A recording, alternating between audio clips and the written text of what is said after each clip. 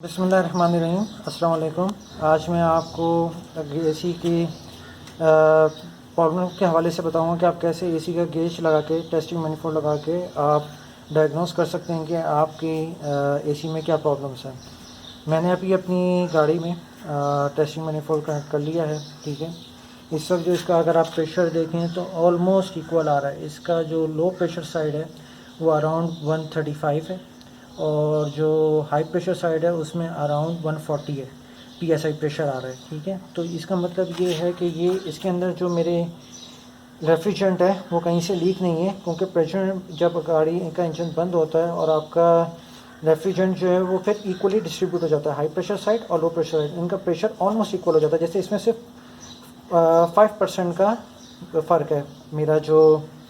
Low pressure side ہے وہاں پہ اراؤنڈ آ رہا ہے 135، اور میرا جو ہائی پریشر سائڈ ہے وہاں پہ میرا گیس جو ہے 140 پی ایس آئی کا پریشر بتا رہا ہے۔ تو یہ آلموسٹ سملر ہے، اس کا مطلب ہے میری گیس کہیں سے لیکیج نہیں ہے اور میں اس میں اے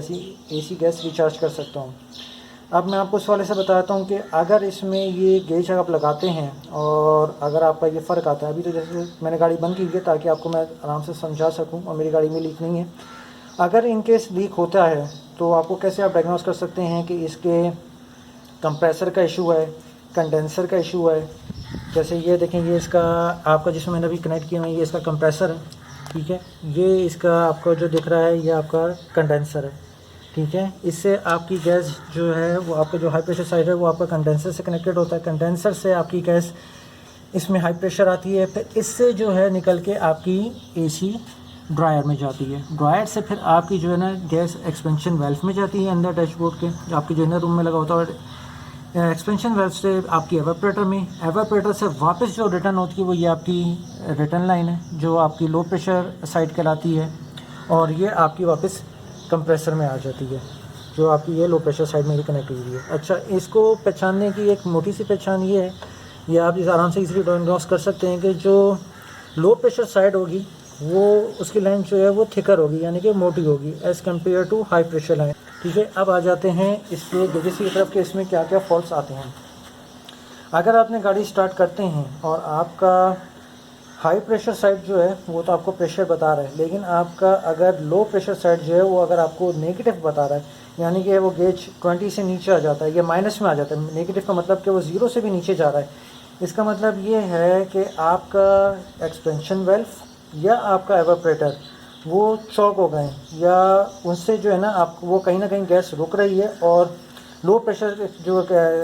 سائڈ ہے ادھر جو ہے وہ گیس آپ کے کمپریسر تک نہیں پہنچ پا رہی۔ ایک سچویشن آپ کی یہ ہے جو آپ کو میں نے ابھی بتائی۔ سیکنڈ سچویشن یہ ہے کہ آپ گاڑی سٹارٹ کرتے ہیں، آپ کا جیسے ابھی اس میں ہائی پریشر اور لو پریشر ایکول آ رہا ہے، آپ نے گاڑی سٹارٹ کی، آپ نے اے سی آن کیا، اور آپ کا ہائی پریشر اور لو پریشر اگر وہ آپ کو ایکول بتا رہا ہے، یعنی کہ نہ لو پریشر سائڈ میں اراؤنڈ 20 سے 40 یا 50 کے درمیان ہونا چاہیے، ڈیپینڈ کرتا ہے کہ آپ کے باہر کا ایئر ٹمپریچر کیا ہے اور اس میں ہیومیڈیٹی کیا ہے، تو یہ ہر گاڑی کے حساب سے ویری کر رہا ہوتا ہے اور ڈفرینٹ ہوتا ہے، ٹھیک ہے۔ تو اس میں اگر آپ یہ دیکھتے ہیں کہ یہ آپ کے دونوں پریشر جو ہیں وہ آپ کے ایکول آنے، تو اس کا مطلب یہ ہے کہ آپ کا کمپریسر جو ہے وہ کام نہیں کر رہا،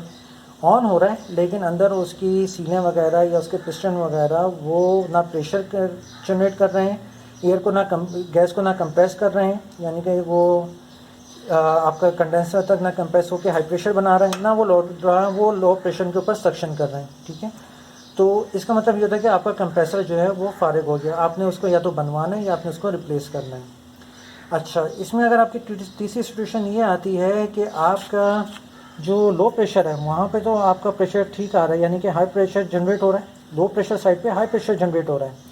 اور آپ کا جو ہائی پریشر سائڈ ہے وہاں پہ پریشر جو ہے وہ لو ہوا ہوا ہے، تو اس کا مطلب یہ ہے کہ آپ کا ایکسپینشن جو ویلو ہے یہ جو ہے وہ آپ کا کھلا کا کھلا رہ گیا، وہ بند نہیں ہو رہا، تو جس کی وجہ سے کہ جو ہائی پریشر جنریٹ ہونا چاہیے تھا وہ جنریٹ نہیں ہو رہا اس کے کھلنے کی وجہ سے، اور لو پریشر سائڈ کے اوپر ہائی پریشر جنریٹ ہوا ہوا ہے، اور جو آپ کا ایکسپینشن ویلو ہے وہ کھلا کا کھلا رہ گیا، وہ بند نہیں ہوا ہوا، جس کی وجہ سے ویلو بند نہیں ہو رہا، اور آپ کا جو ہائی پریشر سائڈ پہ جو ہائی پریشر ہونا چاہیے وہ پریشر جنریٹ نہیں ہو پا رہا، اور لو پریشر سائڈ پہ ہائی پریشر جنریٹ ہوا کہ اس میں سے گیس فریکوینٹلی جا رہی ہے بغیر کوئی پریشر جنریٹ ہوئے۔ اچھا، اس میں جو چوتھی سچویشن ہوتی ہے جس سے آپ ڈائگنوز کر سکتے ہیں کہ آپ کے گاڑی کے اندر جو ریفریجرنٹ ہے وہ لو ہے، اس میں یہ ہوتا ہے کہ آپ کا ہائی پریشر سائڈ بھی لو پہ اور آپ کا جو لو پریشر سائڈ ہے وہ نیگیٹو میں نہیں ہے، لیکن جیسے 20 سے نیچے 10 پہ یا 15 PSI پریشر شو کر رہا ہے. آپ کا جو ہائی پریشر سائڈ ہے وہ 100 سے نیچے 100 یا 90 85 PSI پریشر شو کر رہا ہے. اس کا مطلب یہ ہوتا ہے کہ آپ کی گاڑی کے اندر ریفریجرینٹ لو ہے. تو اس کو آپ ریچارج کریں گے یا اس کو آپ فل کریں گے پریسائز اماؤنٹ تک. جو جیسے یہ گاڑی ہے، اس میں تو آپ کو نہیں دیا ہوگا کتنی کوانٹٹی یا کتنا آپ نے اس میں کتنے پاؤنڈ آپ نے گیس ڈالنی ہے. لیکن اگر آپ EFI گاڑی لیتے ہیں تو اس میں بھی جو میں نے آپ کو یہ چاروں پوائنٹس بتائے سچویشن یہی ہوگی. اس میں صرف یہ ہوتا ہے کہ ہائی پریشر لائن اور لو پریشر لائن کے آپ کے لائن کے اندر ہی کنیکٹر دیے ہوئے ہوتے ہیں. آپ نے اس کے اوپر اڈیپٹر لگانا ہے ٹیسٹنگ مینیفولڈ کا، ہائی پریشر پہ ہائی پریشر کا اور لو پریشر پہ لو پریشر کا. وہ دونوں ایک دوسرے سے تھوڑا سا فرق ہوتا ہے. ہائی پریشر کا لو پریشر پہ نہیں لگ سکتا اور لو پریشر کا پریشر پہ نہیں لگ سکتا. تو آپ وہاں سے کنیکٹ کریں گے اور وہاں سے کنیکٹ کر کے پھر آپ اس میں گیس کو جو ہے وہ چیک کر، جو لو پریشر سائڈ ہے وہاں سے آپ گیس کو ریفل کر سکتے ہیں ایزیلی. ٹھیک ہے نا. وہ میں آپ کو ابھی انشاءاللہ ایک جو نیکسٹ ویڈیو ہوگی اس میں آپ کو دکھاؤں گا کہ آپ نے کیسے گیس کو ریفریجرینٹ کو اس میں فل کرنا ہے. میری اس میں جو پرابلم یہ ہے کہ یہ گیس تو فل ہے لیکن میری اندر AC جو ہے وہ صحیح طرح سے کولنگ آ نہیں رہی، یعنی کہ ٹیمپریچر وہ لو ہے. وہ میں آپ کو نیکسٹ ویڈیو میں انشاءاللہ اس والے سے بھی بتاؤں گا. تو میں آپ کو اس میں یہ بتاؤں گا کہ کس طرح سے گیس کو آپ جو ہے ایزیلی چارج کر سکتے ہیں. اگر آپ کے اس میں AC سسٹم میں کوئی الیکٹریکل فالٹ نہیں ہے اور کہیں سے کوئی گیس لیک آؤٹ نہیں ہو رہی، کہیں سے ریفریجرینٹ لیک نہیں ہو رہا، تو اس صورت میں پھر آپ کیسے پرانی گیس کو نکال کے نئی گیس آپ اس میں ریچارج کریں گے. EFI میں یہ چیز ہوتی ہے کہ اس میں آپ کو گاڑی کے ہوڈ کے اوپر یا یہاں پہ اسٹیکر لگا ہوتا ہے. جیسے میری گاڑی میں یہاں پہ اسٹیکر لگا ہوا ہے، اس میں آپ کو گیس کے حوالے سے بتایا ہوا ہوتا ہے کہ آپ نے کیسے جو ہے وہ کتنی گیس جو ہے ڈالنی ہے اور کون سی گیس ڈالنی ہے. نارملی نئی گاڑی میں تمام میں اور پرانی میں R134 سے استعمال ہو رہی ہے، تو وہ آپ نے اس میں فل کرنی ہے. پلس اس میں آپ کو پریسائز اماؤنٹ بھی دی ہوئی ہوتی ہے کہ کتنے آپ نے پاؤنڈ گیس جو ہے وہ اس میں فل کرنی ہے. اور پلس آپ کو میں چارٹ کے حوالے سے بھی گائیڈ کروں گا کہ باہر اگر ٹمپریچر کیا ہے تو اس کے حساب سے آپ کی گاڑی کے اندر کیا پریشر ہونا چاہیے، ہائی پریشر اور پریشر کتنا ہونا چاہیے، اور آپ نے کتنی گیس اس میں جو ہے وہ چارج کرنی ہے یا فل کرنی ہے. اگر ویڈیو آپ کو یہ پسند آئے تو کائنڈلی اس کو شیئر کریں اور لائک کریں. Thank you.